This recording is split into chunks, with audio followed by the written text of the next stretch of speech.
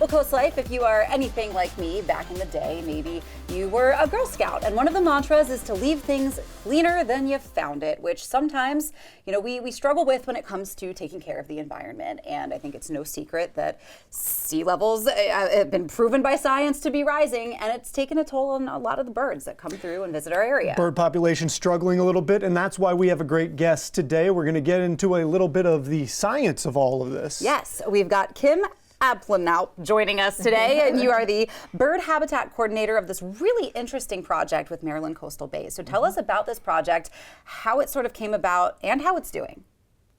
Okay, well, Maryland Coastal Bays teamed up with Audubon Mid-Atlantic and the Department of Natural Resources Wildlife Heritage Service in order to build an artificial island for some state-listed endangered species. And the reason we did that is because over, let's say 40 years, but particularly the last 20 years, the amount of island erosion has increased significantly due to sea level rise. With that, then the waterbirds have nowhere to go. Birds depend on islands to breed because they have non-mammalian predators. So there's no fox out there or raccoons. So nobody to come mess it all up. Right.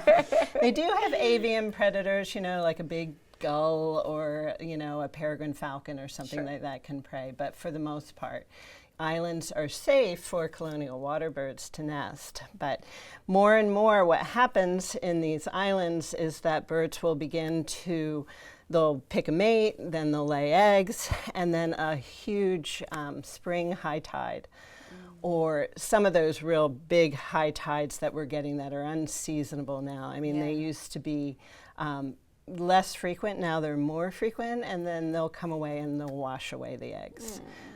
So in the meantime, Maryland Coastal Bays is an estuary program, one of 28 estuary programs in the United States, and it involves 5 coastal bays of Maryland, from Assawoman Bay down to Chincoteague, and that's our charge. So we take care of all of the birds in that area. You have a children's book that's also centered around this project. Tell us about it. So one of the things that this book, just to give you an idea about that island, the first year it got in a little late in May, and we had 23 nests the first year. The second year we had 155 breeding pairs. Good. And the last 2 years we've had over 300 pairs now nesting on the raft. And so we wanted to sort of we wanted to teach children. Part of our program has an education department in Maryland Coastal Bays, and we do a lot of outreach. We have a lot of children's programs. And we wanted to write a book to sort of get kids more involved and what's right in their own backyard. Yeah, no, it's a great cause and a great mission that you guys have with Maryland Coastal Bays and the Department of Natural Resources and all that you're doing. So if people do want to get a hold of this book and read it with their kids, how can they do that, and how can they get involved with this project if they want?